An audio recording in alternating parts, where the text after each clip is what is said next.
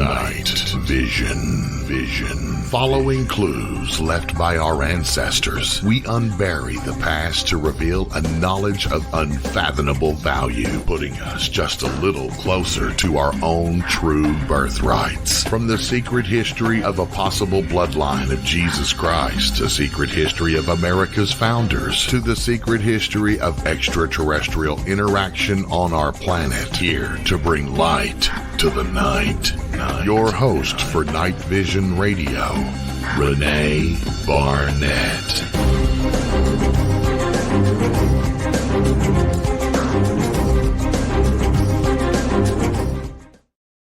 Hey everybody, welcome to Night Vision.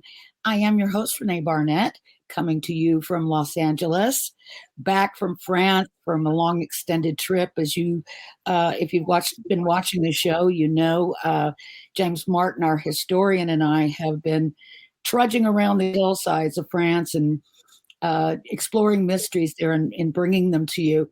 I'd like to remind everyone to check out our website. It's www.newrennies.org. Newrennies.org. Oh, thank you, Bill. Sorry, I should have put that up. So come and visit us there. Let us know what you'd like for us to cover on this show, as well as what you'd like to see on our website, which is, as you'll see, it's developing. Also want to remind everyone that has been asking that Bloodline, the documentary, is now available again for the first time in about 10 years, I believe, on our website. So check it out there. And also we have the Prairie of Zion dossiers that we had available those years ago. We've now put those back up in a digital form for you. So check those out.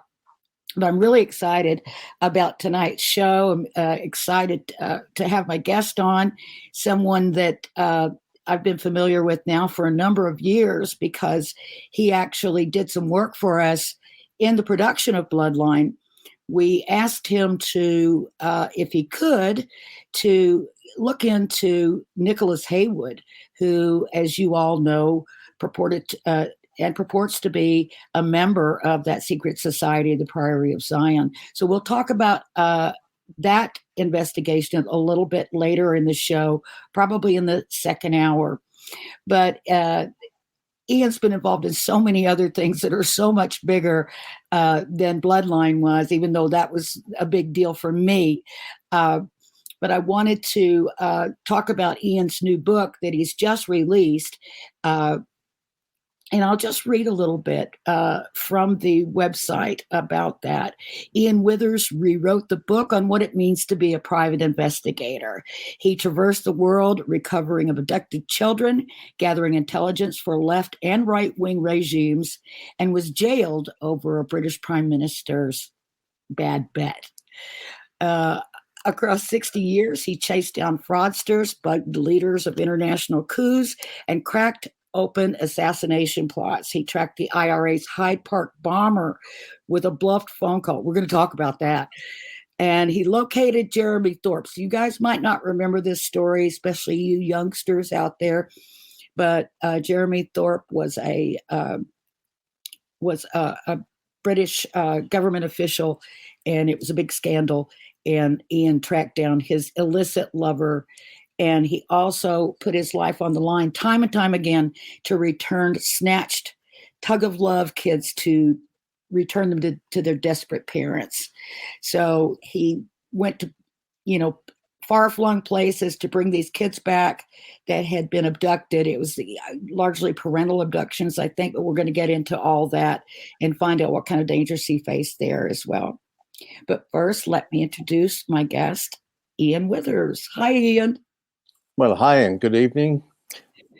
So glad you could be with me tonight and share your amazing stories. I've just been in awe ever since I got the book. I mean, I've known you for a number of years now, and I had very little knowledge about all the things that you had been involved in. And I've been trying for the life of me to remember how it was exactly that we connected with you back when we were doing our investigations into Bloodline, into doing the documentary. I don't remember exactly why or how it was that we found you in particular, but I do remember, seeing that you'd done a lot of work in the Seychelles and in places like that, and that kind of pricked my ears up a little bit because the Seychelles Islands are kind of known for being a haven of spies. And in a way, I kind of think of it as a little bit like Monaco, but I could be totally wrong about that. But, all these amazing things and beautiful things to see there, but also a lot of weird stuff going on, a lot of kind of gangsters and spies. And do I have that right? Or? Well, I think that's a good description of the misinformation that has been spread about Seychelles over the last 50 plus years. Oh, really? Oh, well, that's a disappointment. Yes. Well, it's possibly a disappointment. One would be more accurate to say it has become a political hotspot. It's a small group of 115 islands in the middle of the Indian Ocean. And you have Africa lying to the west of it by about 1,500 miles. And if you continue east, you hit Sri Lanka and India and onwards to the Far East. Consequently, as a result of its position, during the Cold War, it attracted the interest of both the Soviets and, of course, the US. The US in particular were rather concerned because they had a space tracking station on the top of one of the mountains there, which was pretty important in the early days of the space program. It was important because it was the only one in the world that could see both sides of the equator. It was only 4 degrees south of the equator. So there was a great deal of political interest. The Russians were watching the Americans were watching the Russians, the Chinese were poking their nose in and trying to influence. The Indians also had a hand in it. So all of these little political powers jumbled together. And as a result, as you probably know, CBS program made a movie about it called Spies Islands, hence the relationship to a hotbed of spies. But it's the most beautiful island with the most beautiful people, and it's a honeymoon island. That's what it's famous for. Yeah. Oh, I was looking at pictures today, on the internet of it. I've never been there, and it's just amazing. I was reading an article of how, it is probably the most beautiful island place in the world, at least according to this particular well, I would agree with them. It really is the most beautiful of places. Did you ever think about living there? Well, I did live there. I lived there for some 7 years because I started working there for the government. I was picked by the Seychelles government and appointed National Security Advisor in 1979. And then in 1986, the leader of the opposition, the man I had been watching for all the years, was assassinated in London. The London police decided I must be responsible, either directly or indirectly. And so it was decided by the Seychelles government that I should stay there until they paid me, and to avoid any further publicity which might damage their tourism industry. So I ended up settling down in the Seychelles and lived there with my family until 1991, when democracy returned. And that meant all the people I'd been watching for the 7 years I was working suddenly came home, and they all wanted my head on a platter. So it was time to get out and fast. Oh, wow. So was that, now when you say that the British government had decided that you were responsible for this assassination, is that the story that the book opens with you? I mean, it hasn't been that long ago that your home was raided. Yes, I mean, it's hard to believe, but the murder took place in 1985, and it was the Metropolitan Police in London that effectively decided to blame me. At the time, they raided my house, arrested my office staff, searched the offices, dug up the garden. I was in Seychelles at the time of the murder, so I had an alibi that was unbreakable, so to speak.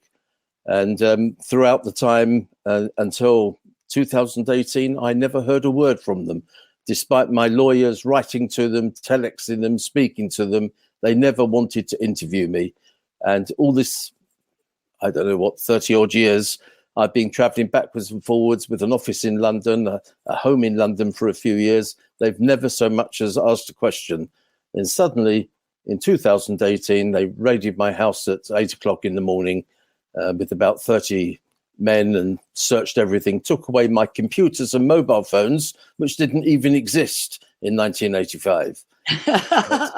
It's hard to understand the reasoning for it, but no doubt they had their reasons, and they kept me for 24 hours and I was released, and they have returned all my property to me.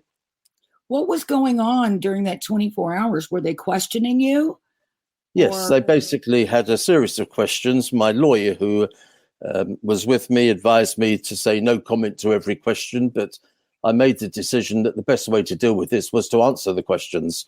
So I had literally 2 days of question and answer, and I answered every question that they put to me, and they were obviously satisfied enough to let me go without any restrictions.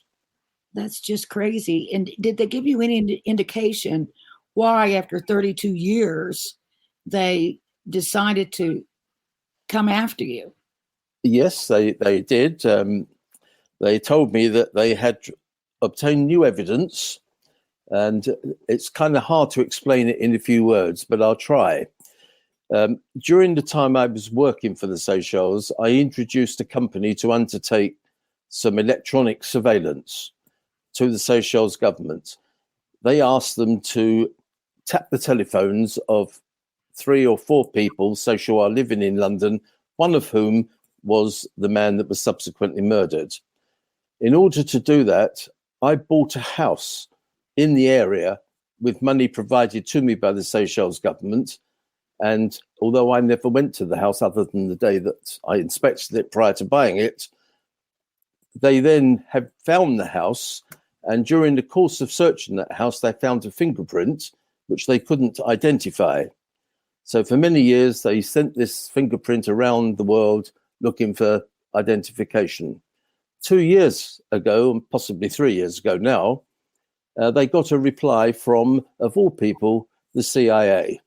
And the CIA advised the London Metropolitan Police that the fingerprint had been identified as an ex-CIA operative.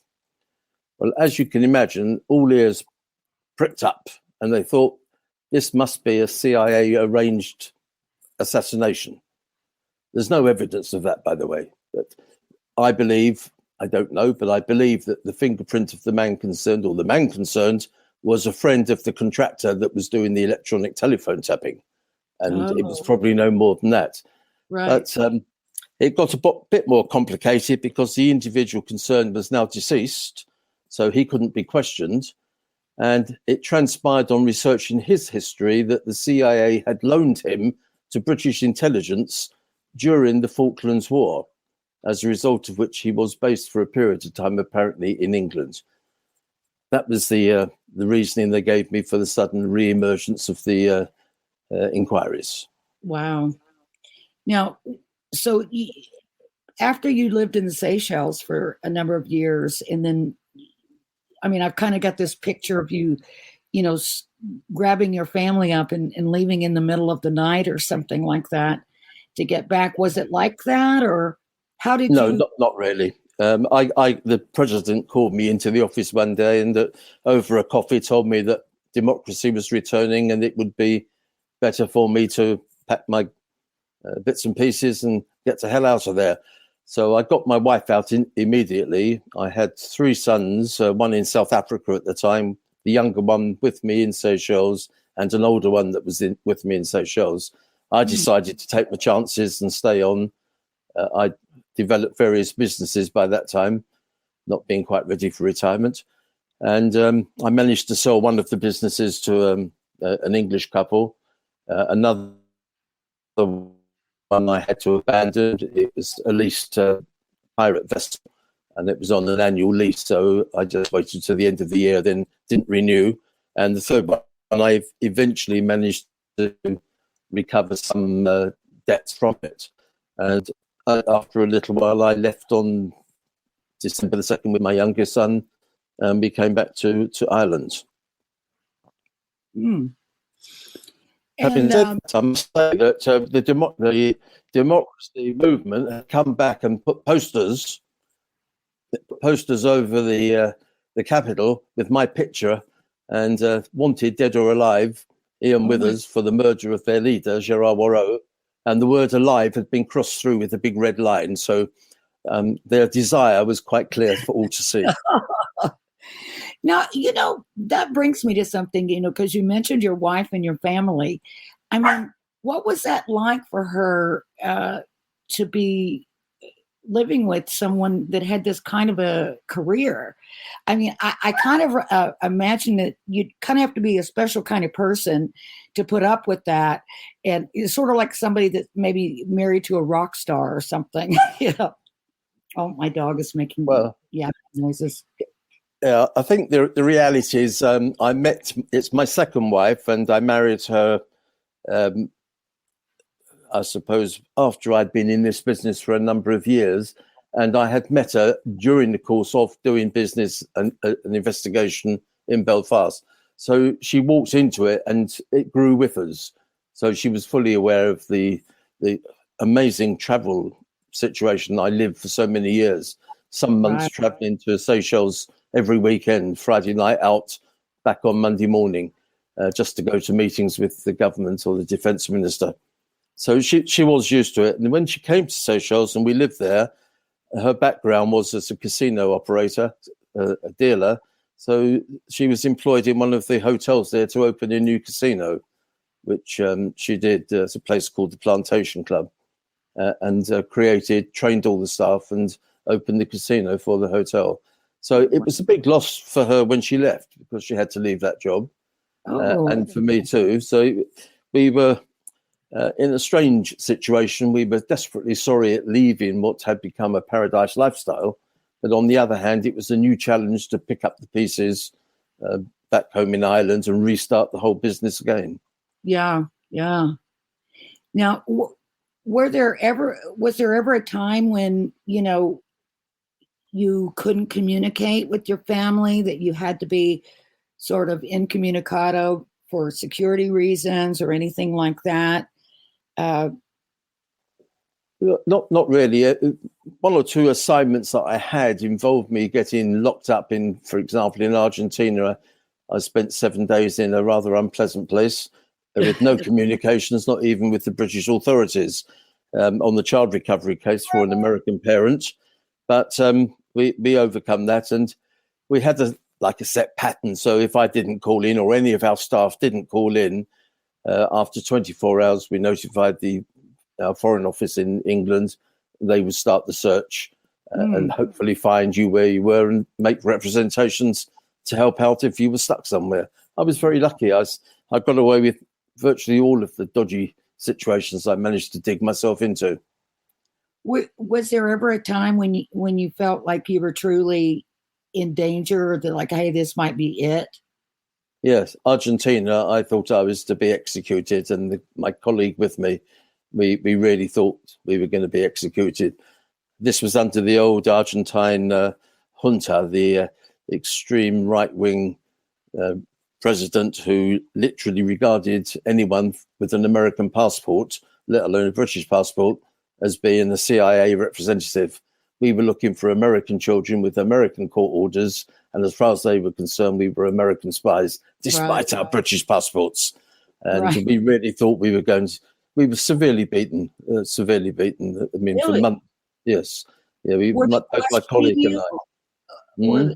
Were they questioning you? And not really, no. They got us. We walked into a trap. They dragged us out the car and onto the ground. Our client, obviously females, they took her away in handcuffs into an interrogation unit. My colleague and I were flat on the ground and then told to get up in Spanish that we didn't really speak very well. And as we tried to stand up, they prodded us with the front end of machine pistols. And it's a bit like poking someone with a an iron rod. So as they poked you in the back and the kidneys and round the neck, gradually it become totally bruised and sore.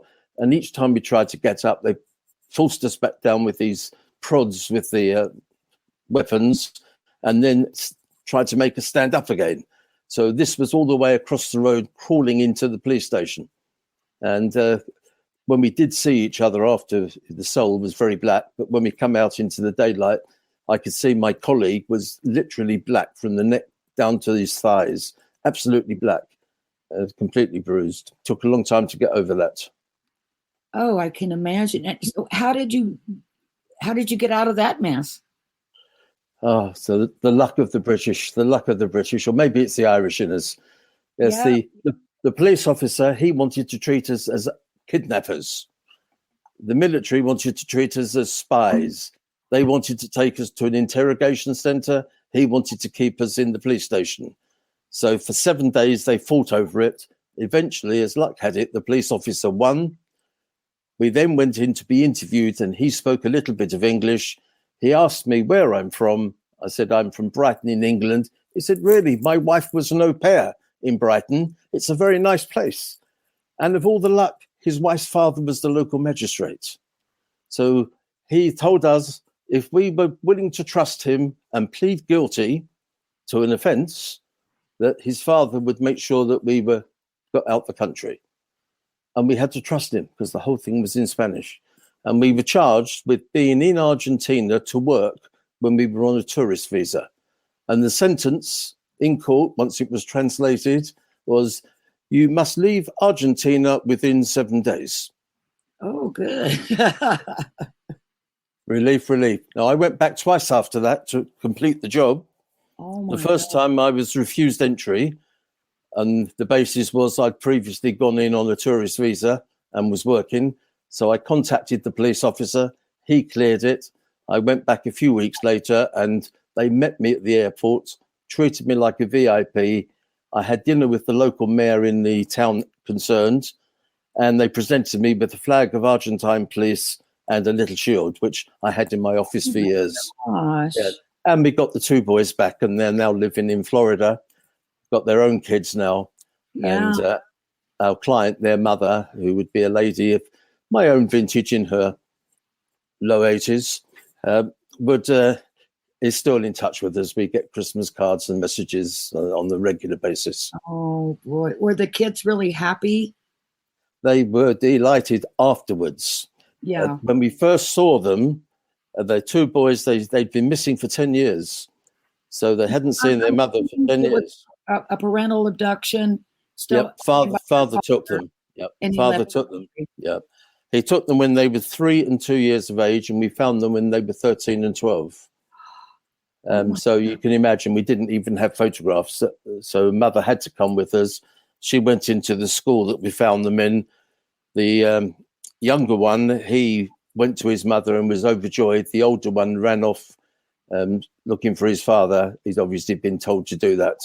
Right. And it was as a result of that, mother took the younger one out for a restaurant and to buy some clothes, brought them back. We phoned the father because there was no way we could leave with only one. So we phoned the father and persuaded him that we were there just to visit the kids and that we should meet and have dinner. He agreed. And it's when we went to meet and have dinner that we got hit by the police. Oh. Do you think he alerted the police? Oh, yes, he reported that his wife had come in and kidnapped the kids. He did go back afterwards to try to withdraw that. But in Argentina, and most other Spanish countries, if you make an allegation, you can't just withdraw it. This is to prevent bribery of police officers. So it has to go before the court to be cancelled. And therein lay the problem. I see. So the police came, and then when you went back, how did you get the kids? By negotiation with the father. He agreed. He wanted $10,000 for the kids to come back to cover his own legal expenses when he went back to the States and was arrested, which he would be and was.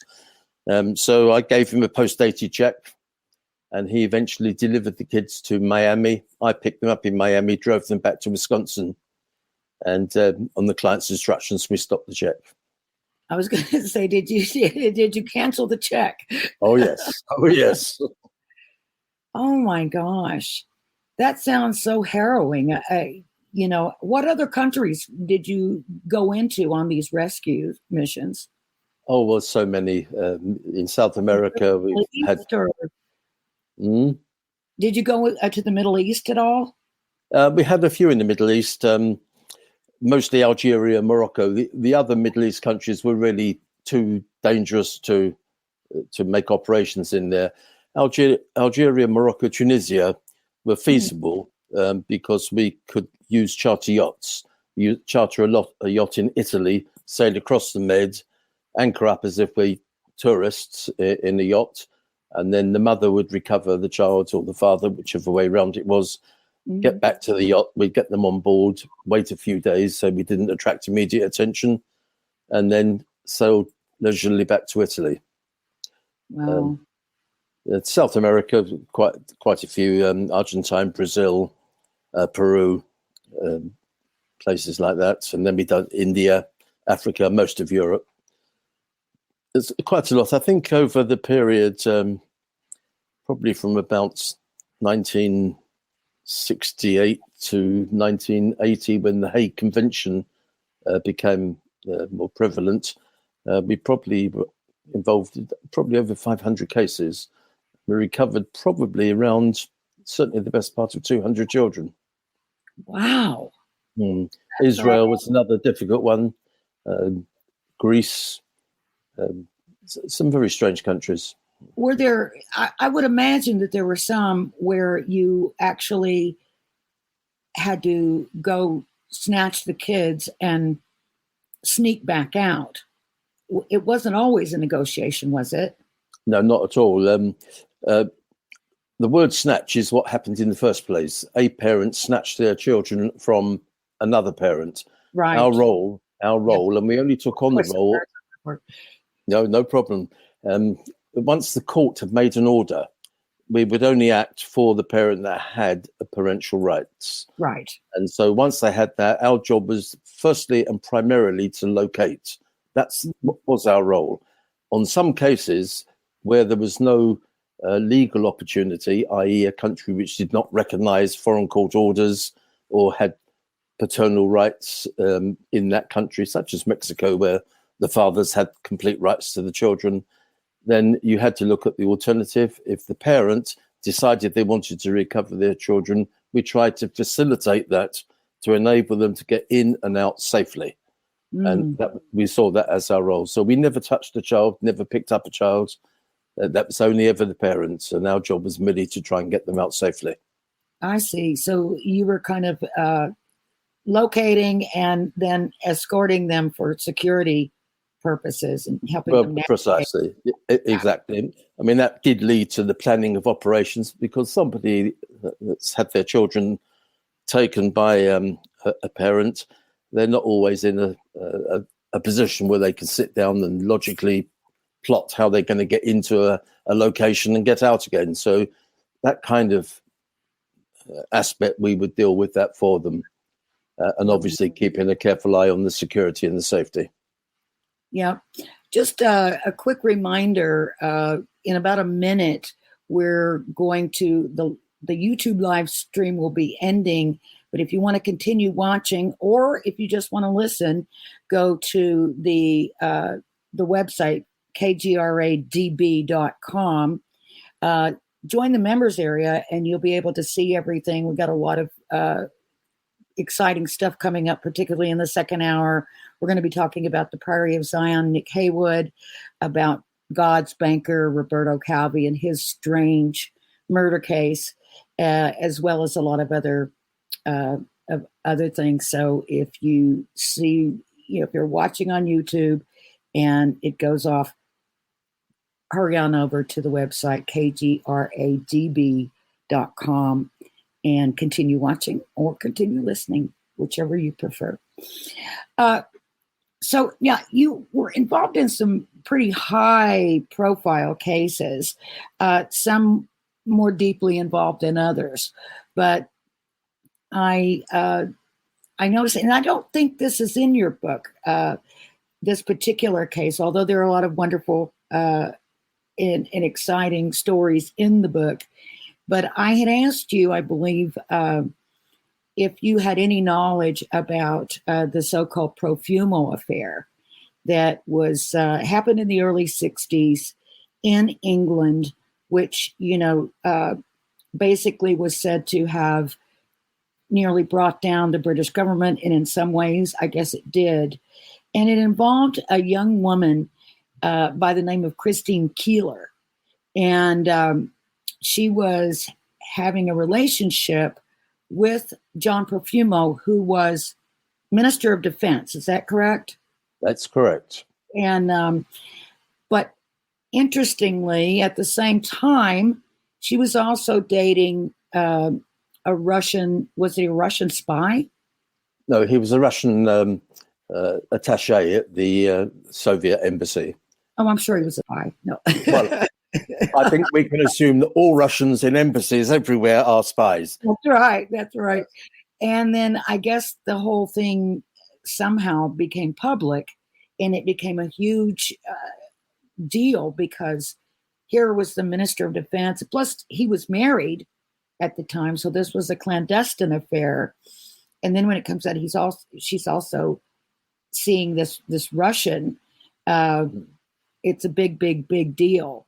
Now, from my way of looking at it, and I remember this story. I remember my mother, watching it on the news. I was a kid when it happened, and I remember, Christine Keeler. She was so pretty, and she was plastered everywhere on the news, and of course, it was always like she was the femme fatale.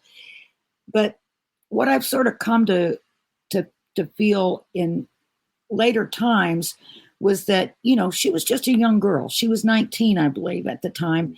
And she was just involved with these powerful men, but in my mind, she was just being used and abused.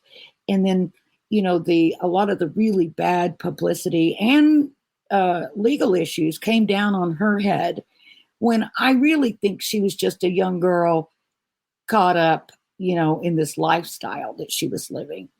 It ended up with one person committing suicide in jail, and because he ended up sort of taking the rap for everything. And then Christine also being, basically having her life ruined over it. And I know there's a move by her son currently to clear her name and to try to get a posthumous pardon for any crimes that she had been accused and convicted of. But it was a really big deal. It was a huge tabloid story. There was all kinds of things in the news, and especially, in the papers, the tabloids. And I just feel like it was a weird thing, but you had a small part in that. But what can you tell me about the story that I'm not conveying very well, as to the seriousness of it and what was going on at the time, and then your part? Yeah, well, at the time that this happened, yourself basically at that time. I was just a trainee at the time. I was about 22, maybe 23 years of age. I was working for an agency in London, and one of their clients was a newspaper journalist from Fleet Street who fed stories to the tabloids, in particular the People newspaper and the now defunct News of the World newspaper. Oh, yeah. And he approached our agency, my boss at the time, and he wanted a teddy bear to be built with a transmitter inside. A transmitter is a means whereby the voice can be transmitted over a relatively short distance, maybe 150 meters or yards, to a receiver that would tune in. I mean, we're going back many years, so these were quite basic. and you would tune in and listen through an earphone and hope you didn't get any overriding signals. So this was arranged, and I collected this teddy bear in a nice big box, all perfectly done. You would never know there was anything inside it. And I delivered it to the journalist concerned, who is deceased now. So his name was Roy East of the People newspaper. And he apparently, now I don't know this now, this is what I heard, so it's hearsay evidence, right? Roy East gave the teddy bear to Christine Keeler. Christine Keeler at that time was living in the Muse property of Stephen Ward, Dr. Stephen Ward. And Dr. Stephen Ward, incidentally, is Yeah. the gentleman who ended up. He committed suicide. Yes. Yeah. He wasn't in jail, but he'd been charged with offences. Oh, I thought he was in jail when he committed suicide. No, he committed suicide at home. Oh. And of course, as I say, the proverbial hit the fan when all this happened and it came out. It's all very sad the way that it happened. And you're right, Christine Keeler and her friend Mandy Rice Davies were young girls. They were young girls. And they were dancers, as you get in many cities. They were dancers in nightclubs. The rich and famous have met them at some of these expensive clubs. Stephen Ward was a sympathetic individual. I don't think he was in any way interested sexually in them, but he accommodated them and allowed them to live, and he became friends with them and supportive of them. And he really got a lot of blame for it. And Christine Keeler had a boyfriend, a musician, who in his jealousy, because of where she was living and who she was seeing, apparently he informed the authorities that she was also having an affair with a Russian military attaché. That got the authorities interested, and the end result was that they closed the whole thing down. They prosecuted Christine Keeler, completely unwarranted prosecution. And I think, even in recent times, the British television news people have made some amazing documentaries that cover the entire story from beginning to end. And that really does put into perspective. And I don't think I would be far out if I said the vast majority of the British public that are aware of the case, this really is the last generation rather than the new generation, would be totally sympathetic to the plight of both Christine and Mandy Rice Davies, and even for Stephen Ward, although he shouldn't have been there in the first place. But high people with big power in high places were able to subvert everything to suit themselves, get themselves off the hook as best able. It did bring the Conservative government down at the next election. There's little doubt that happened. And John Profumo quit. And he quit. He quit. Well, he had to quit. There was no question about it. He had to quit. And he admitted that he lied. But yes, he did, yes. It just, looking back on it now, of course, then, it was just like, wow, this is a wild story. This really happens and that sort of thing. But, knowing, looking back on it, it was really sad how they really ruined people's lives, to save themselves. And we see that, happening all the time. I don't think that will ever change. I don't think that will ever change. I think we were all more naive back then. I think we believed the papers. Yeah. And I think the people in general were just more trusting of, our government leaders and things like that. You just wouldn't imagine, that they would have anything to do. And then, then you find out terrible things later. Yep. And then they try to cover them up. It's like, I don't know why. I can understand why individuals would want to cover it up, but it's like, if we don't confront our faults and our mistakes as societies, then it's like, how can we ever learn and improve? And, I don't know. Yep. Every generation has its own problems. Yeah, we just want to sweep our stuff under the rug all the time. But yeah, that was very sad. And I saw pictures of Christine later on, and she just looked terrible. I mean, she looked just ruined. Like she completely, so completely. depressed and just That was a nothing great show. sparkly, beautiful girl that she was. And I think I wish her son the best of luck. I don't know. I hope it's been long enough ago that someone would consider helping her out. Although I think it's probably going to be the same kind of thing. We just don't want to stir that up again. And if they could do it quietly, they probably would. But if there's going to be any press around it, they probably don't want that. Yeah. No, I think if there was any change on that, it would be big news. I would think so. I think that would be a great story. Actually, I'd love to. If I was a news reporter, that would definitely be the story I'd want to cover. But yeah, that was really strange. But it did cause a complete changeover of the government the next election time around. So pretty much the conservatives were out of the picture at that time. But of course, they come back. It goes back and forth. Absolutely. Pendulum swings. But, another case that most people have heard of, no matter what your age, at least you're familiar with the term, the Hyde Park bombing, the Hyde Park bomber. And that was a case, oh my goodness, I can't remember what year it was now. 1982. 82. And there were soldiers. They were the cavalry, right? They were the horse soldiers that were patrolling the park, wasn't it? They were on parade and they were riding through the arch. There was 2 attacks on basically the same time. One was at the barracks, Chelsea Barracks. The other one was at Hyde Park, where the horse cavalry were passing through the arch and into Hyde Park, probably to exercise the horses. There were 2 bombs? 2 separate bombings, yes. Oh, did they happen simultaneously, or? I can't quite recall whether it was simultaneous or whether it was within hours of each other. Don't hold me to this. I can't quite remember.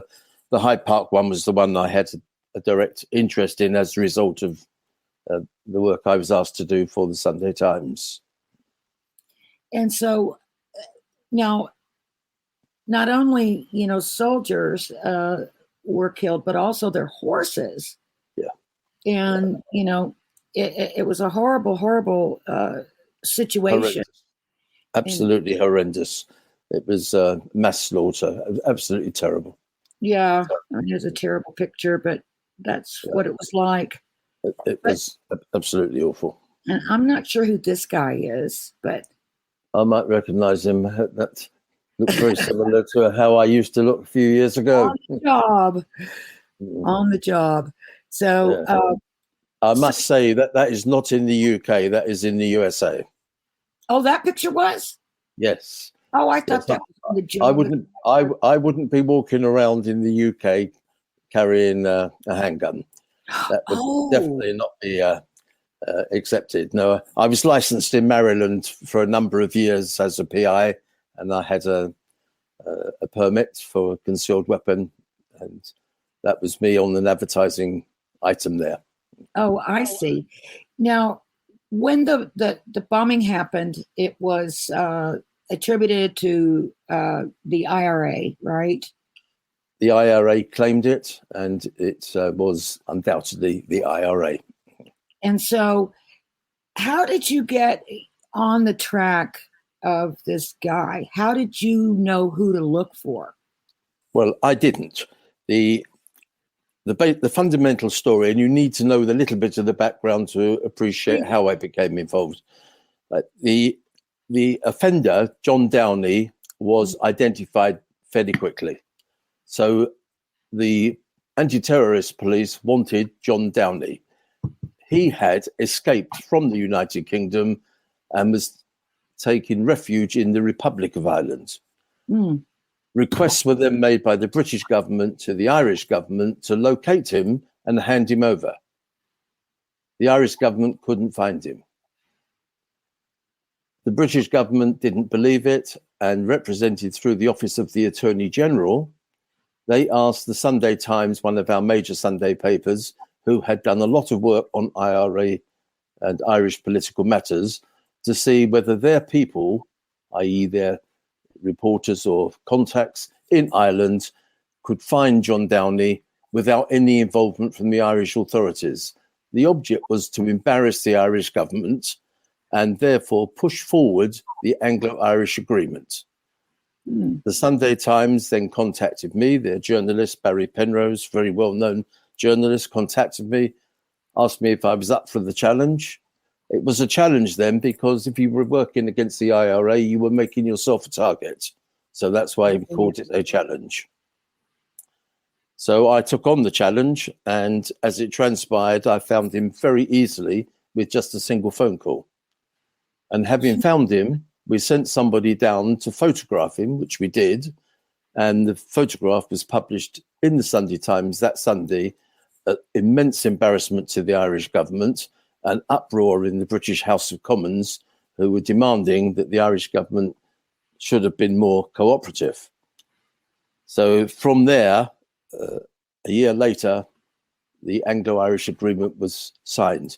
Now, I am not saying, and I have never said, that what we did resulted in the Anglo-Irish agreement, but it's quite possible that it may have tipped it over the line. But so this phone call that you made, how did you go about that? What was that all about? Well, in those days where we used to do commercial tracing for debtors and that kind of thing, it was relatively common practice. Can't do it these days, mind you. But in those days, there was no privacy law, no data protection. And we used to pretext. So you would phone somebody that you thought might have the information, pretend that you're something that you're not, and hopefully get an address. The object was not to do anything unlawful. It was to notify a creditor or somebody that had a legal reason. So in this case, I telephoned the Irish RSI, which is the same as your Social Security. So I telephoned the Irish Social Security, and I pretended to be the English Social Security. Not the right names, because in England it's the National Insurance, in Ireland it's pay-related social insurance, but we just call it Social Security. So I phoned them up, pretended to be the London one, said I was trying to trace this man. Could they help me? As we had a check for him. We'd been living in England and we had no address to send it to. So they very helpfully given his name and his date of birth, which we had, produced his address, and then added to it, oh, and in case you're interested, he's on the unemployment benefit and he's due to sign on at an unemployment office in 2 days' time in a particular location in Letterkenny in the Republic of Ireland, County Donegal. So that was a real haul. So the Sunday Times went into overdrive and asked me if I could get photographs of him. And so I sent somebody down, and they identified him coming out the Social Security office. They took a number of photos. In those days, it was telephoto lens. We didn't have the luxuries of zoom lens or digital, so it was a telephoto lens. I thought they were very good photographs, and we got them. They told me to secure the film, don't try to develop it, and they sent someone from London to collect the film, took it back to London, and they produced the photographs. And they said to me, they wish the quality had been better. Yes. Yeah. I love journalists. Yes. Anyway, they did publish the photograph. I foolishly signed over copyright to the Sunday Times. The picture went worldwide over years. I don't know what money we lost as a result, but they paid us our fees, and that's all it was. And that was the story. But of course, John Downey wasn't arrested then. He wasn't arrested until a few years ago. And then eventually he was charged in London for this horrendous crime. And the case collapsed because he had what we call in England a comfort letter. That was an undertaking from the last Labour government that he was not wanted by the British police for anything. So the court decided it wouldn't be proper to continue the prosecution. Yeah. He's subsequently been sued in a civil case and damages have been awarded. Yes, the victims' families, right? Yes. You know, that was Tony Blair, Prime Minister Tony Blair's government that did that, that gave him that letter. Why do you think they did? Why would they have? Well, it shall we say it's a question which nobody will give you a definite answer. Most of us in Northern Ireland, I live in Northern Ireland, I'm English, but I live in Northern Ireland. So most of us here believe that the Blair government went into backroom discussions with the Provisional IRA, and as part of the deal to stop violence and to bring about more peaceful resolution, this was part of the price that was paid by the British government to the IRA to buy their agreement to work alongside the British government. Absolutely sickening to most of us, but that's how it happens. I mean, oh my goodness, those parents and families of those people killed. Unbelievable. Yeah, that'd be really hard to live with. It just seems like there's so much going on all the time behind the scenes in every government, in every society. And it just seems like if you just scratch the surface, there's no telling what you'll uncover. And it's sort of like I was saying about, we were naive as a society, much more naive in those days, just like, with you being able to call up and, I'm so-and-so from this, people did not expect you to be lying or misrepresenting. They just took you at face value. It's like people were just more open, I think, in those days. Yeah. And it would be very difficult, especially with the privacy laws and everything that we have today. But even so, it's still, really difficult. I think people get more sophisticated, get more jaded, really. I remember when I first started working in television production, and, a lot of the job would be just calling and talking people into doing stuff, calling and, especially in what, is called reality TV, where you're actually dealing with real people.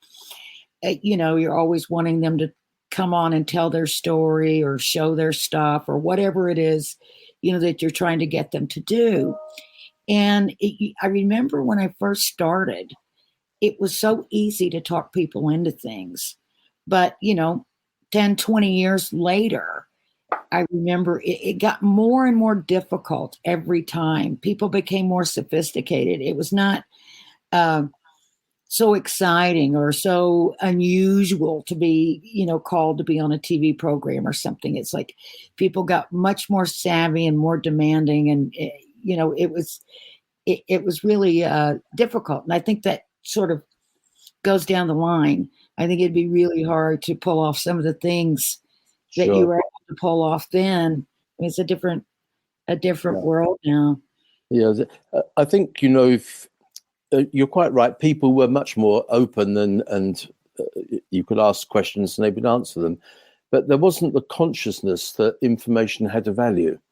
So if somebody phoned, for example, a post office and said, "Can you confirm Joe Bloggs lives at PO Box so-and-so?" they wouldn't see any reason why somebody would not have that information. They were open to answer the questions. They regarded themselves as public servants at that time. They were asked a question by the public. They had no reason to answer. They weren't under any contract that said you must not give information. This all happened later as a result of those open question and answer situations. And the reality, of course, it wasn't until I think 1985 that we had a real data protection in the UK, and that's become stronger and stronger and stronger. We've created new professions, employed tens of thousands of people in compliance, in data protection, in prosecution. We now impose upon everybody the burden of having to police themselves so that the government don't have to pay a police force to do it. So they fine you if you don't do certain things. Like if a bank fails to report someone they suspect of money laundering, the bank gets fined.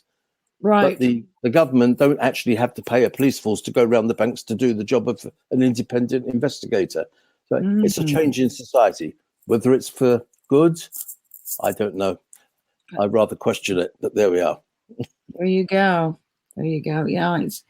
So, oh my goodness, we're almost ready to take a break. But when we come back on after the break, I'd like to talk a little bit about some of the other cases that you worked on, including the Roberto Calvi story. I know that a lot of my listeners are interested in that story. We did a little bit of coverage on that. We had a little blurb about it in Bloodline in the film, because that was all swirling around at that time still. But it'll be interesting to hear some of the background on that and how you were involved.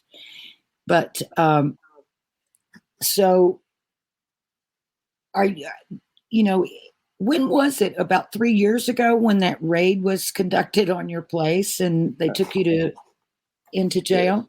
That was 2018. I think it was about August. Yeah, 2018. Yeah. What? Do you have any reason to think that would never happen again, or is there anything else that's hanging back there that they might come after you? Well, you never know. I mean, we're talking about the Metropolitan Police. Who knows? They and I have had a long-standing, difficult relationship. Now, didn't you used to work there? No, I used to be in the police in Surrey, which is next door. Oh, Surrey, yeah. But, unfortunately, the Met Police, in particular, and I suppose I have to be fair about it, I was involved in lots of things which were borderline grey area, and so they took a view that I perhaps was misusing the training I'd had to benefit my personal, my company, or my agency, and they took a dislike.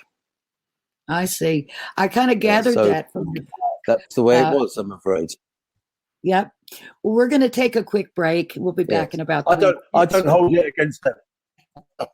That's good. We're going to take a quick break, and we'll be back with more from Ian Withers. Stay.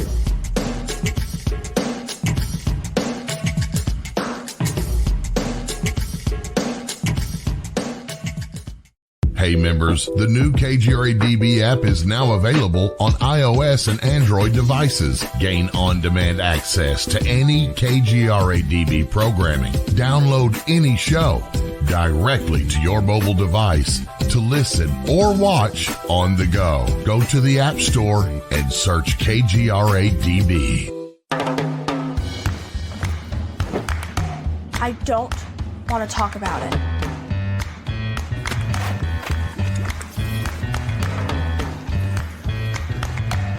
I don't want to talk about it.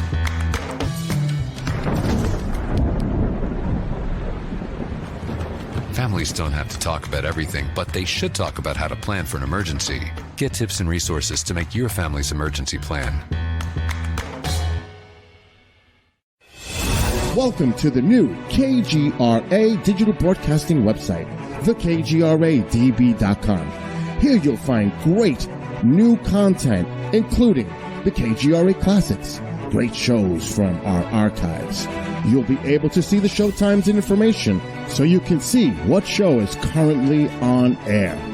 The on-air live button. So just go to this section and you'll be able to hear the show live with exceptional sound quality. We also have the Vault section. Make sure to subscribe to get access to great content and special features.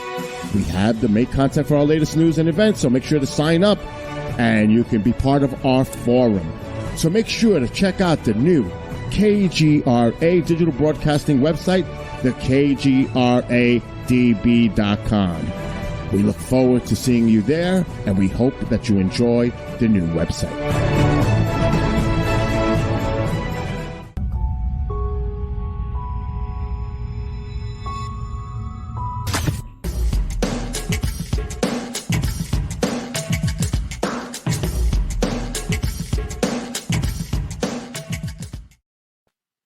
Welcome back to Night Vision. I'm your host, Renee Barnett. We are tonight talking with Ian Withers, and we're talking about his new book, Private Eye, Secret Spy, and his incredible life of being a spy and a private eye. Did you call yourself a spy? Did you think of yourself as a spy? No, never. Always as a private investigator. Always a private investigator. I see. Yes. So how did the name Secret Spy get on there? Well, it was kind of assigned by the media, primarily because of the work I did for the South African government and then later the Seychelles government, which was on a par with what they would call security services, or as we say, spies. We talk about CIA operatives as spies and MI6 operatives as spies. So, as I say in the book, little Seychelles had me. Yeah. Now, did you ever work with MI5 or MI6? No, Or not you know at all. what to say? No, I mean, I've had dealings with them as a result of my own job, but no, I've never worked for them or been part and parcel of their organization. I remember when we found you and we were, looking at your CV or whatever it was that we had access to, and we saw the Seychelles and all that stuff, and Bruce said, "I think he's MI5, or MI6," and I said, I wouldn't be a bit surprised. And we were talking about the Seychelles and about how the U.S. government, had some presence there, and because of that site there, and also the Russians and this, that, and the other. But just recently, a couple of years ago, there were some investigations. I don't know what the outcome of them was, into some meetings that were being held in the Seychelles. Did you hear about that? Oh, sure. Yeah. Did you? You're talking about Black Cube and the American organization that was involved loosely in the Trump saga. That's right. I think actually even his son-in-law, Jared Kushner, was at a meeting there, meeting some Russians or something like that. That was what allegedly. Allegedly. I'm not sure there's been any evidence to prove it. There's alleged in lots of media, and I think in some of the dossiers that have been floating around. But I wonder if, just in light of that, I wonder, are the Seychelles still being sort of used, or is it kind of like, an out of the way place? Like a lot of Americans, put their bank accounts in the Cayman Islands because, it's offshore and you can't touch it. Is that sort of a place that's sort of like a neutral ground for people to meet, or Seychelles is very compliant, and it's not really what you would call an offshore banking situation, although there is a base now for digital financial operations, but it's very, very well controlled. But from a US perspective, one of the important things is that way back, one of the islands of the Seychelles group, called Diego Garcia, was leased by Britain to the American government and has become a US military base in the Indian Ocean. And one would say that it is the US representative body covering the Indian Ocean region. So it's of great interest to Uncle Sam when other foreign powers that may not be seen as allies start taking an interest in the Seychelles. These days, it's not so much the Soviet Union, they don't exist anymore, but you now have China and you have India that's expanding greatly. And they're very busy investing and giving to Seychelles. They're buying influence. And all of these things will be of concern to the Americans with its big base down the road. They no longer have the space tracking station. It's not needed anymore. But nevertheless, with this US base in Diego Garcia, it's pretty important to maintain a level playing field, peace in the area, and a neutral situation. Seychelles government's changed. The government I worked for was allegedly a Marxist single state. And it was a single state, not quite Marxist, I didn't think, but more socialist. That's the press called it Marxist. And they lasted up until 2 years ago. And then only 2 years ago, and maybe even only a year ago, the last election is the first time in the democratic election process, which was introduced in 1992, the first time that the opposite party got into power. So from the Socialist Party, you now have a more right-wing party. Ooh. They're struggling, but they're trying to bring back democracy and more democratic perspective to Seychelles, but they are struggling. And looking in from the outside, the period of time that the single-party state had control, it seemed to me economically Seychelles was certainly in a far stronger position than it is today. But there we are, the price of democracy. There you go. There you go. So the story of Roberto Calvi and Banco Ambrosio, the Vatican bank. Roberto Calvi was murdered in a very strange way, and he was found hanging under Blackfriars Bridge. Mm-hmm. And he had, I believe, one of his pants legs rolled up, which is supposedly some sort of Masonic symbolism. And so that's why a lot of people in this sort of mystery and conspiracy realm sort of got interested in the Roberto Calvi story. First of all, he was, the banker for the Vatican. And second of all, the odd way that he was found. So what can you share about that story, about, if you know, why was he murdered, and was anybody ever, I don't think anybody was ever brought to justice on that crime, and what was your part in it? Not the crime. Yeah.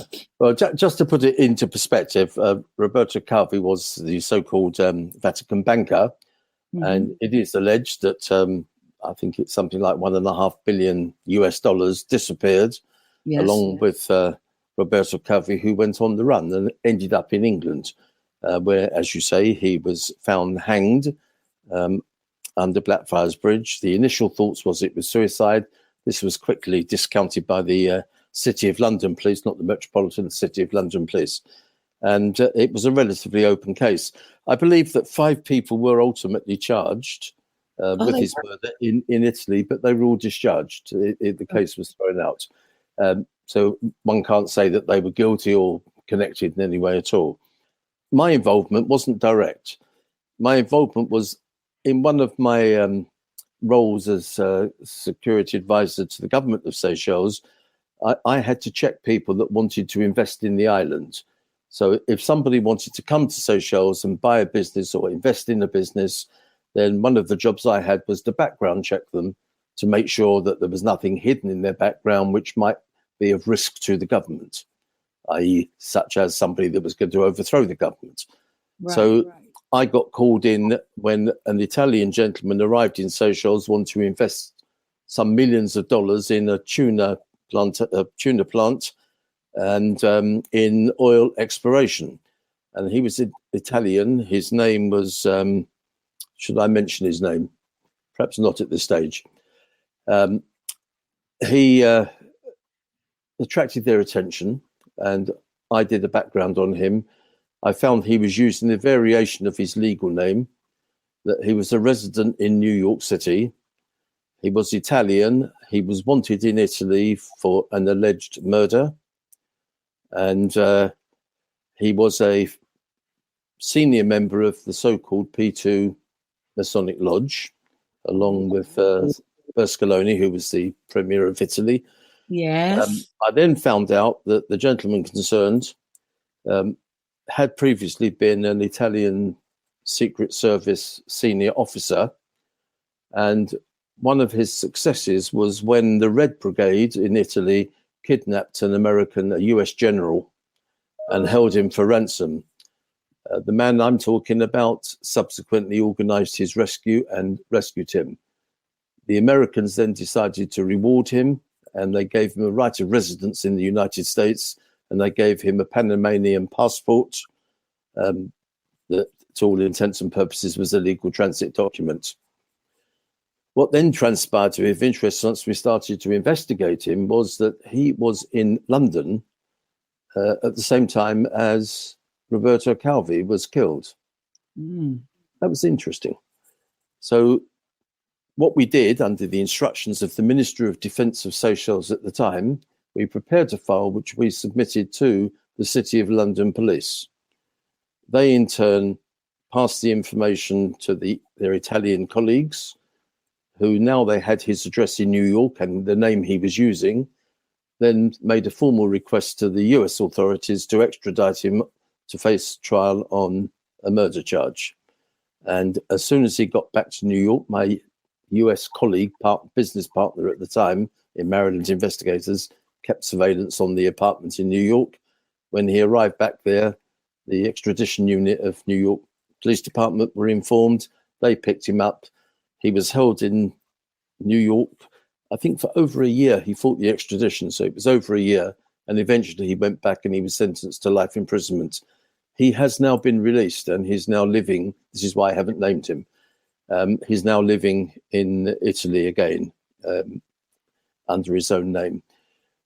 So that was fundamentally how we got involved in, very loosely, in the fact that a man who was a P2 man, and I should perhaps explain a little further, again, as part of the investigation that we did, we found that he was the support agent for the Turkish dissident who attempted to shoot the Pope in Rome on one occasion. So with all this information, nothing specific, but it was enough to have big red flashing lights. And we sent it to London. But obviously what the police do with information is their business, and there's nothing we can do about that. It's still my belief that that man may have been part and parcel of the operation to dispose of Calvi. Wow. Now, why were the people tried in Italy?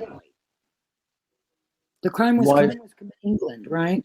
It's committed in England, but it was passed back. I'm not sure why, but it was related to the offences that took place in Italy at first.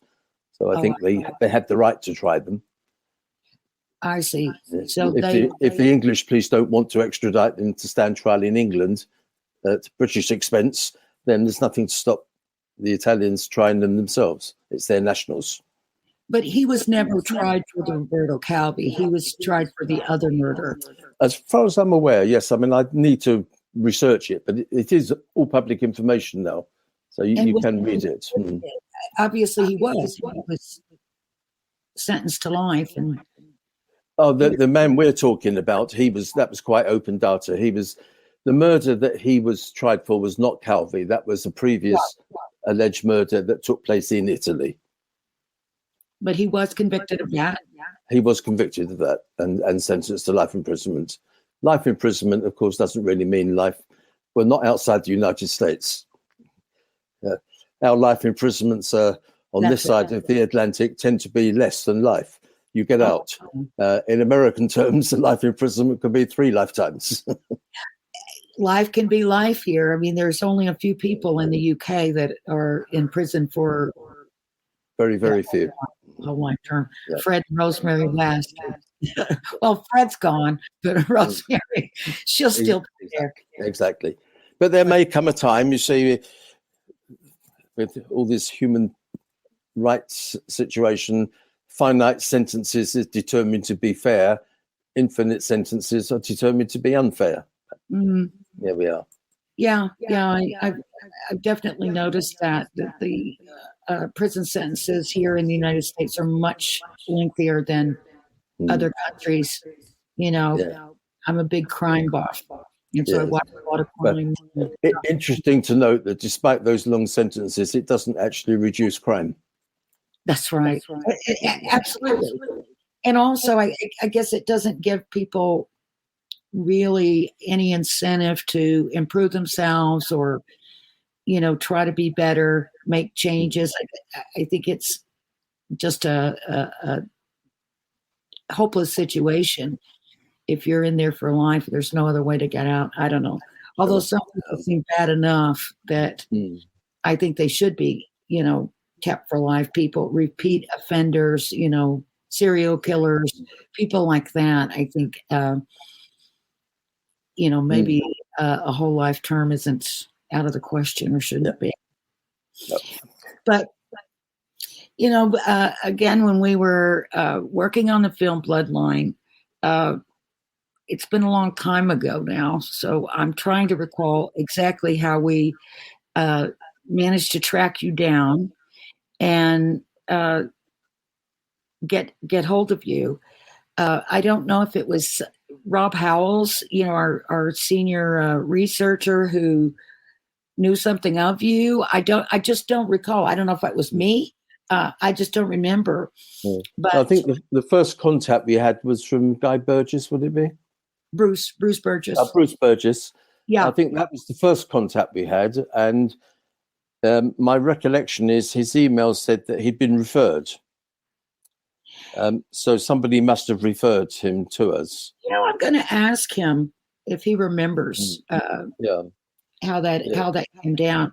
But what we had asked you to do, we were in the course of producing Bloodline, and we had met this person through Rob Howells, who at that time was the manager of Watkins Bookstore in London, which is probably the most famous occult bookstore in the world.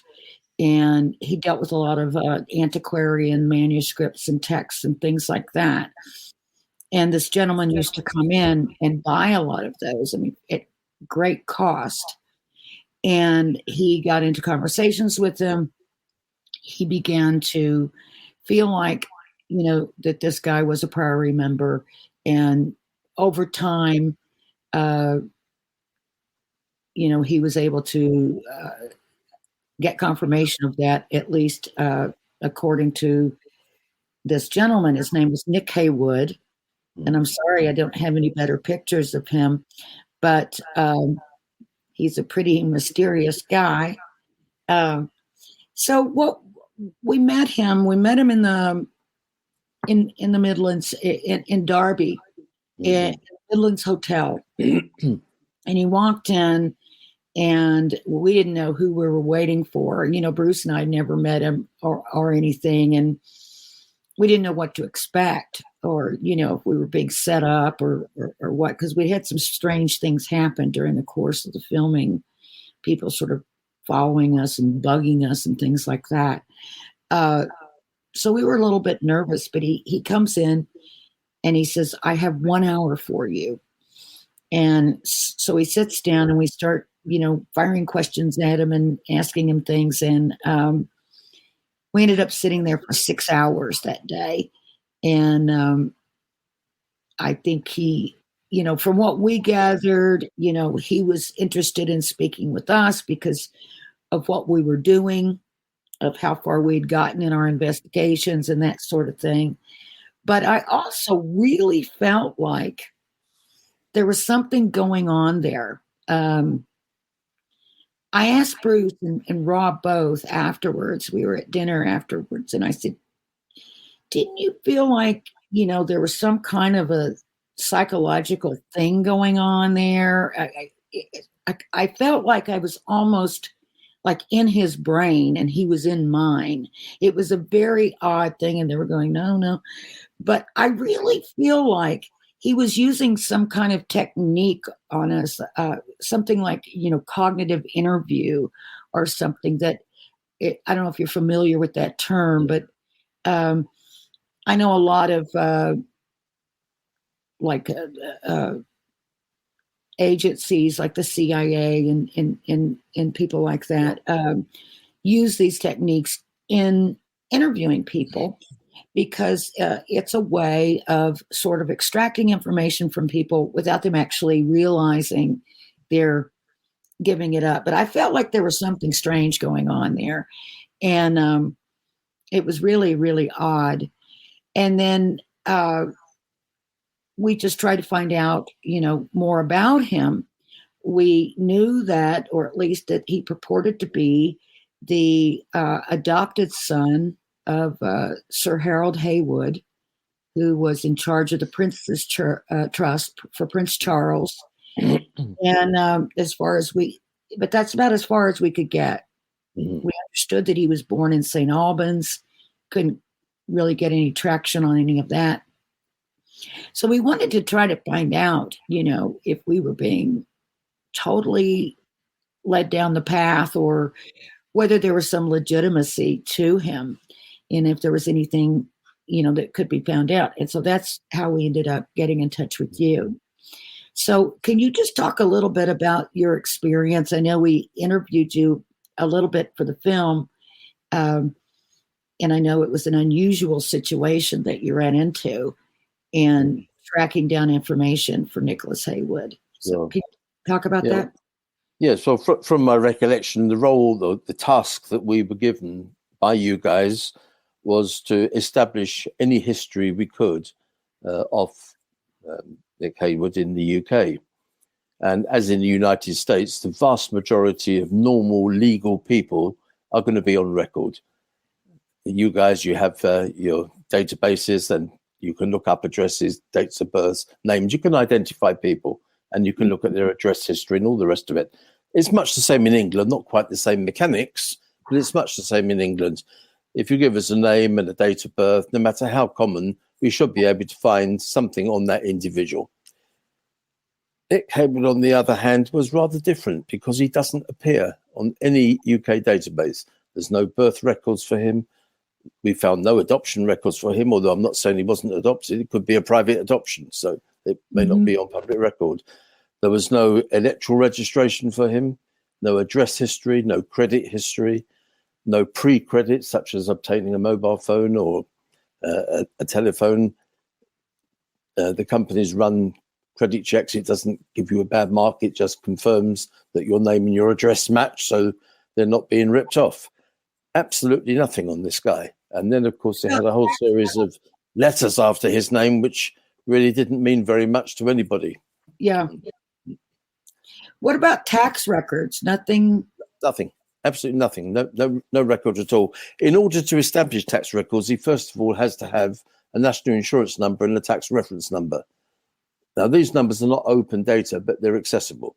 And there was nothing on him, not under that name, or any immediate variations. Is every single person listed on national insurance or on national health? Well, in theory, they are. If they're a normal person living a normal life, yes, they are. If somebody comes into the country and doesn't register, then, of course, you do get misses. No apps. If somebody changes their name for whatever reason, then they may have a new life in the new name, be it by deed poll, which is recorded, or if they just do it privately and change their name, then no, you're going to have the odd person that you're not going to be able to find. There was no logical reason why he, with the background he'd given you, should not be on normal records. That's not a thing. I mean, it's so strange. I mean, I can tell you that, not that this means anything, because I guess you can get falsified documents anywhere. But at one point, I went with Nick from London to Paris. We were doing some filming in Paris. And so Nick and I took the Eurostar and went to Paris, and we were waiting for the crew to come back. And we were having a shoot that night, and we were at this at the hotel, and he asked me to hold his passport for him. And so I did, and of course I had to look at it, Naturally. I think I even took pictures of it. And which Bruce told him later. I couldn't believe that. But anyway, And I did, it had his name, Nicholas Haywood. It had, his, it had listed like his next of kin or something. I don't recall that being on a U.S. passport, but I do remember on his document, his father was listed, and also the facility where his father was living. He was, he lived, the last of his life out in a assisted living or a nursing home, and that was the address given for Sir Harold Haywood. But is next of kin on your passport? But there is a facility to put a next of kin in case you have an accident or get killed overseas. Right. It's not obligatory. You don't have to put it on there. To be honest, very few people do these days. But yes, there is a little item where you can put your next of kin. But so apparently, unless it's a falsified document, he is Nicholas Haywood, and his father or adopted father was Sir Harold Haywood. I've also seen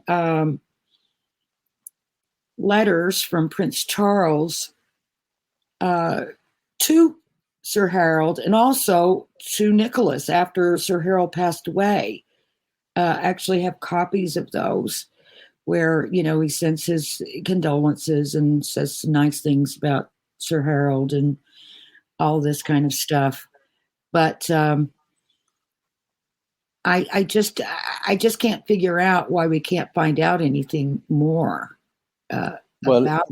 If you took a copy of the passport, we might be able to work backwards from that, because you've got a passport number then, and we can check whether the passport is genuine or not.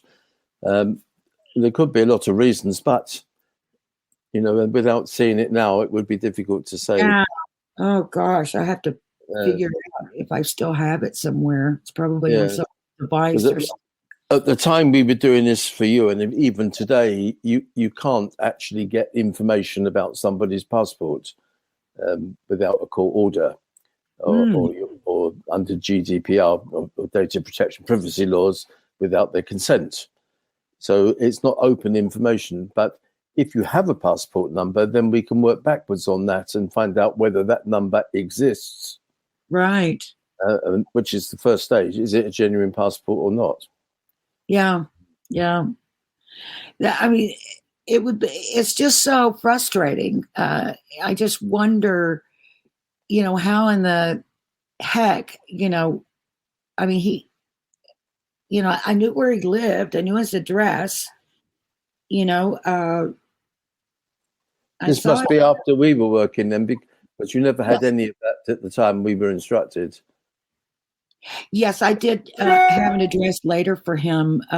He sent us some documents by mail, and I know Bruce turned up at his house one time, trying to track him down, and he was there. So we did have the correct. I'm just looking now on my database here. I certainly can't see anything for him. Interesting.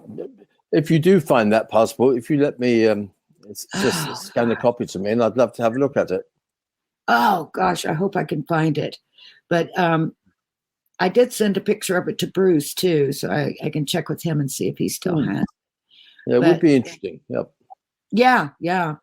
I was trying to do my due diligence, but I just never really got anywhere with it. But strange. I feel like, why wouldn't there be? Well, maybe those are private.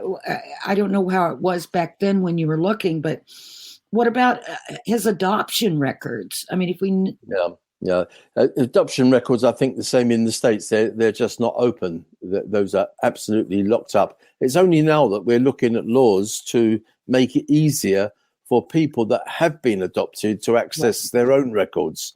But for third party, you just, unless it appears in some open source, such as a newspaper article or something which is self-published, these kind of things are not accessible. Yeah. But even, I guess, but there should be a birth certificate for him. We searched for birth certificate. There is no birth certificate. And if he'd been adopted, then if anything, it would be an adoption birth certificate. His Right. natural birth certificate would be the name he was given at the point of birth. So his natural parent may have given him one name, then he gets adopted. So the adoption birth certificate will have the new parents' names for him. It will still have the correct date of birth and place of birth, but Right. the names could be different. Right. Yeah, that's how it is here, I think, too. If if a child is adopted, he'll have a birth certificate that just has his adoptive parents' names on it. But I'm Exactly. sure there's an indication on there that it's an adoption. It Yeah, could be. we do have on the number of the birth certificate, there is a code which tells you it's adoptive birth certificate. I think Yeah. it might be just the letter A, but it indicates it is an adoptive birth certificate. But to do that, you have to get the birth certificate. And Yeah. none of these things are easy. So first you have to locate the birth, whether Mm. it's adoptive or otherwise. Then you have to file an application and explain why you want it and pay a fee. Then it Wow. takes a couple of weeks for the certificate to come through the post if they find it and they decide you can have it. And then when you get it, then you can see the A on the corner and the information that you've been waiting for should be in front of you. It's not as easy as just looking it up on a database. It's a much more protracted process, I regret to say. Yeah. I know, your mission on that job was very narrow. It was to look into Nicholas Haywood to see if you could find anything on him. Yep. Did you come across anything, or have you even since then come across anything at all where the secret society, the Priory of Zion, has ever come up again in any? No, and frankly, no. I mean, obviously, I've taken an interest, so I've seen lots of published articles, both about your film and about the Priory of Zion and its history, and the information which is available online for anyone to see, but nothing which I've connected Nicholas Haywood to. But then I haven't been particularly looking other than out of interest. Do you have an opinion on, because here we are these many years later, and for me, the jury is still out on Haywood. People ask me all the time, and I say, I don't know. I don't know if he's a member of the Priory. I don't know if the Priory is even real. Do you have an opinion on that? Do you think there is a secret society called the Priory of Zion? No, I don't. You don't think it even exists? No, I think it may have done in history. In modern times, I think that has long gone, and somebody set you up or set somebody up and you picked up on it, an absolute con, maybe for amusement purposes rather than anything criminal. But nevertheless, I think that was a setup 100%. Really? Mm. Mind I'm not one that believes things. I need evidence. I'm one of those that I like the hard evidence before I start to believe anything. Oh, absolutely. I'm just wondering if you've come across anything one way or the other that, affected you. Oh, and you did have one glaring error in your book. In nowhere is my name mentioned anywhere in the book. I am so sorry. Yes, I'll have it reprinted immediately. Yes. Stop the presses. I want a photograph in my name in there prominently. It shall be done. Oh my goodness. But yeah, that was such an interesting project for us. And even to this day, it still, swirls around in my head, what was true, what wasn't true, was any of it true? And I'll tell you one thing about Nicholas Haywood is he definitely is an extremely knowledgeable person. And, I never once caught him giving bad information. We talked a lot about historical events and different things across time. And, I would go back and check it out to see if what he told me was accurate, because it just seemed like he knew about everything. And I thought, gosh, is he just like blowing smoke here? Because I really wouldn't know. I'm not an expert. And, but every time I would check him out, and he would be absolutely right with his, historical references or whatever information that he was giving. The only time that I found that he seemed to be totally wrong was when we were in France, and we, had hooked up with this guy, Ben Hammett, with the Tomb. And, Nick Haywood kind of confirmed that, we were on the right track, that we were, and we'd found this chest that had these items in it, which, dated all to the right periods and everything. There was, a chest that dated back to the 1800s, which would have been right because that's when it was purportedly buried.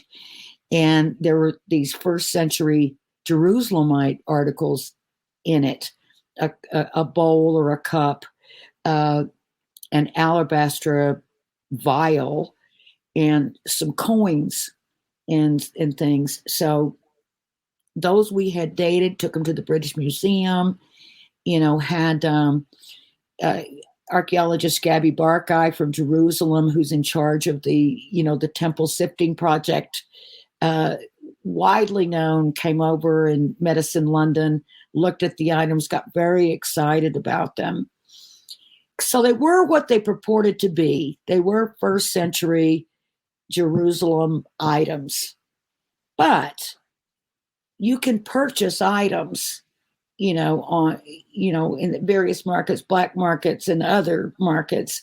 You can purchase first century items. Mm-hmm. So, it could have been assembled, which now we think, it was by somebody, and, to just fool everyone. But when we found that, it's like we called Nick, and it's in the film, and he says, well, yes, this is, the cup of Jesus and Mary, or, we asked him if that's what it was, and he said, yes, I believe it is, absolutely, or something like that. Mm-hmm. And so I always thought later, why did he say that? If he, which, called, of course, everything else he said into question. When someone lies about something, then you start looking back at everything else that they've told you. Didn't Hammett admit, though, that it was something he'd set up? Yes, he did. It was, a few years after the film, I think about 4 years after the film had come out, I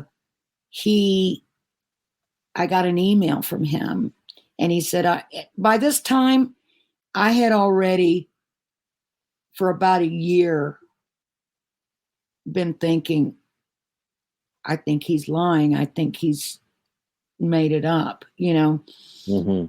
I just felt in even when I asked him and he told me, he was telling the truth. I could tell by looking at his eyes that he was lying. And I think, this was later when I was less caught up in what we were doing and less excited about it. And also, at the time that we were filming, I had just lost my daughter who passed away.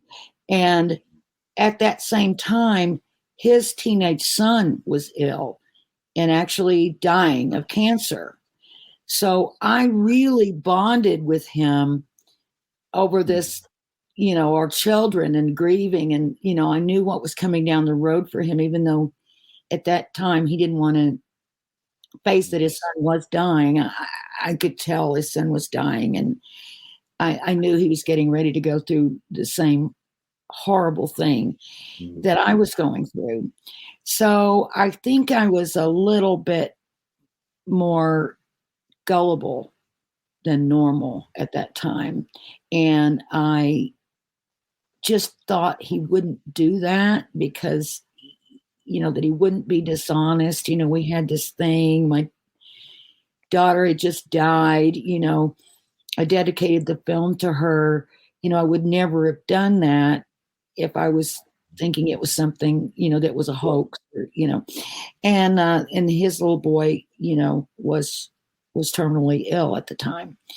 But later down the line, looking back at things, I started like really wondering what was going on with him. And also another reason I believe in him was because he let me go and visit, the French government, multiple times on his behalf, and I didn't think that he would do that, that he would put me in that position, of going and lying to the French government. And very strange, isn't it, to do that? Yeah. Are you now thinking that perhaps his admission it was a hoax was just to get you off the case? I mean, that has crossed my mind. That has been suggested by people. Some people say, "Oh, the Vatican silenced him," or somebody, paid him off, or something like that. And I mean, as much as I would like to think that, because that would be much more exciting and interesting, that would certainly be a new opening, wouldn't it? It would, I just think he was lying.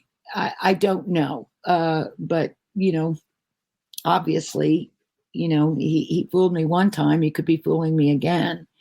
But yeah, that's been suggested by people that, someone paid him off.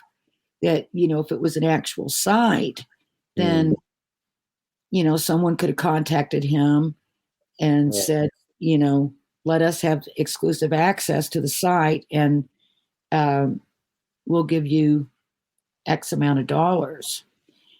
I know he has been living around in different countries since then. But I don't know if he's been, living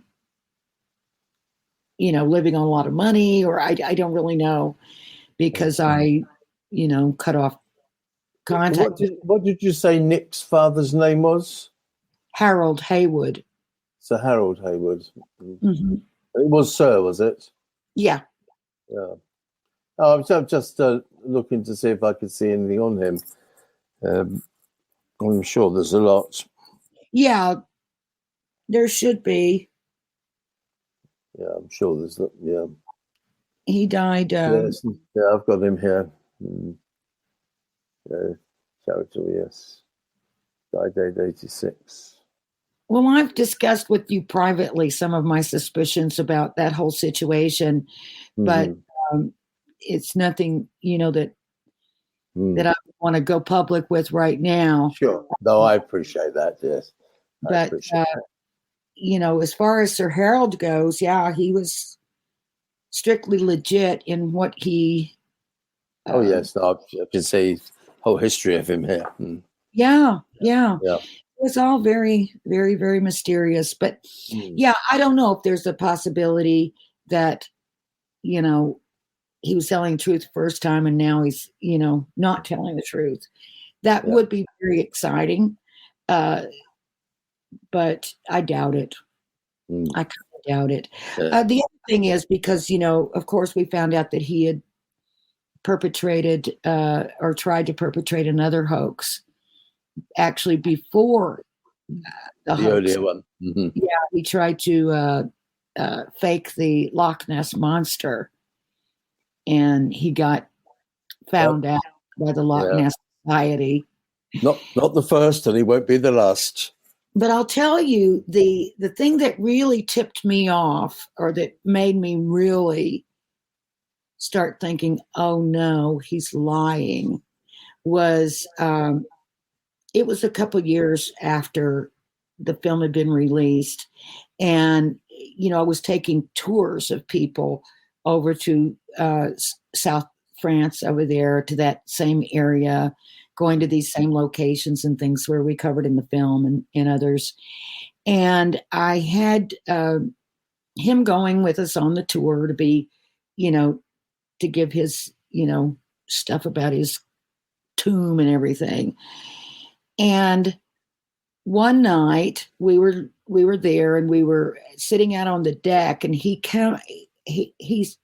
starts telling me, because at this time Bruce and I had separated our company. We had a big, blow up, falling out, and we separated everything. And so I guess because of that, he felt like that Ben Hammett felt like he could tell me that he was trying to perpetrate another hoax or a hoax on Bruce. And that he told Bruce that he thought he knew where the Ark of the Covenant was. And it was down in the area, sent him these pictures, these, dusty, dark pictures and stuff. And, I guess Bruce went for it, or at least partially went for it. Anyway, flew over there and was going to, pay Ben for this access to the Ark of the Covenant. Well, Ben was going to take the money and run. So, he was telling me this, that he was going to do this, and yeah, I didn't like Bruce anymore at the time, but, I said, oh my God, he's a freaking liar. He's lying about everything. If he's going to do that, then why would, I believe that, the tomb is real, especially when he keeps dragging his feet about letting us excavate. And so that's when I really started. In fact, the very next morning, I called my lawyer and I told him that, number one, that, he was pulling this scam on Bruce, and, was I going to be in trouble because I had knowledge of it? He said, just, no, you're not going to get in trouble. He goes, just, but also, I said, oh my gosh, this guy, I'm thinking the whole thing is a lie. Then at the end of the day, and I think it was 2012, I get this email from Ben saying, I have something I need to tell you when you're ready to hear it. And I wrote him back and I said, just tell me this, how much of it was faked? And he wrote back, all of it. And I just went, oh my gosh, it was devastating. And I said, do not tell me another thing. I said, you're coming on my radio show this week. I think I was on Thursday nights at that time on a different channel. And I said, you're coming on my show and you're going to tell me everything and I'll hear it along with the rest of the world. So he did. And he told, what he did, how he did it, all kinds of stuff. But what was weird was he said that he was in Rennes-le-Château, France at the time, and that he was sitting in the parking lot and doing the show. Well, there's no way, because there was no Wi-Fi up there then. So I don't know where he was, but he was still lying. In other words, I guess he thought it sounded better, or something more exciting or more interesting. But anyway, it was a big disappointment, and remains so to today. But there we are. Yeah, we are. What can you do? But it's amazing that I'm still interested in the whole story and in the same area, in that whole milieu is still, I just spent 6 weeks there. So, all those mysteries swirling around there. So there's something that hooked me in there. I'm still glad that I did the project, even, though it turned out to be so disappointing in the end. But yeah, I would be the first person to jump for joy if I found out that it really was real, and somebody had given him a bunch of money to keep quiet about it and give them the artifacts or whatever. Yeah, I would be thrilled to hear that. I think it would be wonderful. And then the mystery would continue. Absolutely. Absolutely. Yeah. But anyway, so what for you was the most interesting case, or the case that has stuck with you the most in your career? Well, I suppose I would have to say getting hired by the government of Seychelles. It was a 7-year contract. I lived there for another 7 years. And right up to 2018, it was still bugging me with a police arrest.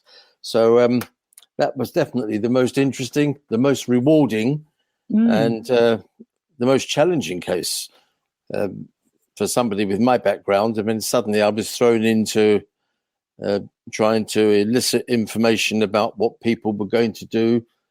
And when I say what they were going to do, these actions that involve people's lives and injury, people died. There was a mercenary attack on Seychelles involving a mercenary force in which at least 2 people were killed. And then a further attempted mercenary attack, which was foiled in South Africa when we had an agent watching them. Undoubtedly, that has been the biggest single case of my life.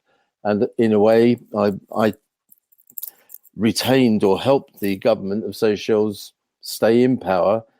And now that's in question because they have a reconciliation tribunal that's ongoing in Seychelles, to which I've given evidence.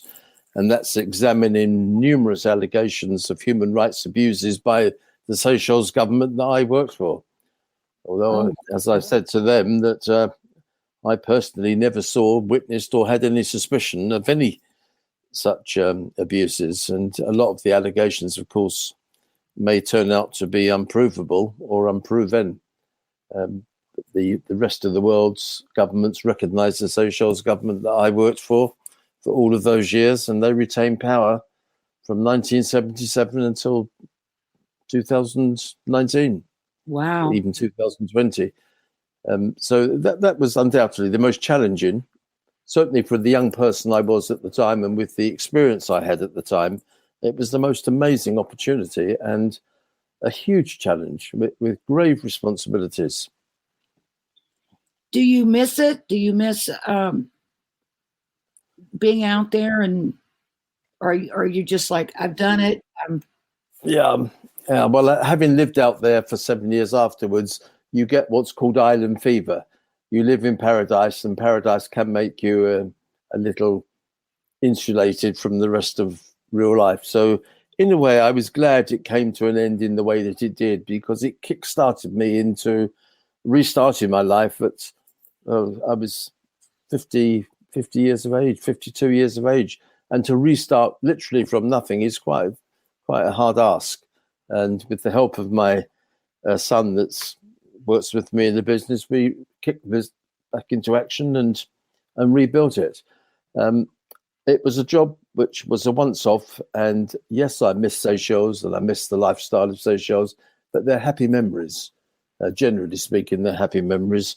And it was time to leave. And of course, each year we get older, not younger, although we might like to. So when I started, I was one age. When I finished, I was a lot of years older and a lot more experienced. No, it ended at the right time. And I was lucky enough to be able to rebuild the business and go on having more adventures. A little less dramatic, but nevertheless adventures. You're probably ready for a little less drama by that time. So your son is still an investigator? Yes, my son runs this is a family business. So my son has taken over the day-to-day management of the business. I sit in my office and prefer what advice I can give. And like all sons, he doesn't always listen to everything I have to say, and he's probably quite right in that respect. You're really retired if you're still going to the office. As I say to people, I've cut myself down now to just 168 hours a week. I know. That's good. It takes some people a while to work out how long a week is in hours. That's right. That's right. Well, I tell you, you've lived an amazing life. It's just adventure after adventure. And I can't recommend your book enough to people. Private Eye, Secret Spy. Get it on Amazon, or whoops, I dropped it on the floor. Or get it, just Google it and you can find it. I actually got it on Amazon France when I was over there, so I wanted to get it. Good to know. Good to know. Yeah.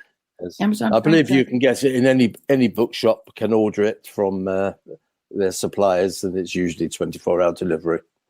Yeah. So I wish you the best with your book, and I want to thank you for taking the time, especially at this crazy hour for you there in the UK. I guess it's now going on 5 o'clock? 5 o'clock in the morning, and nearly time for breakfast. So there we are. But thank you very much for having me on, and I wish you every success. Appreciate it. And I want to thank everyone for listening, and I hope you'll be with us again next week for another exciting edition of Night Vision Radio. I know you guys missed James, our historian. He'll be back soon. We're giving him a little bit of a break. I'm not getting him up at 4 o'clock in the morning for a little while. Give him some time to recoup. Anyhow, thanks everyone, and we will see you next week. Take care.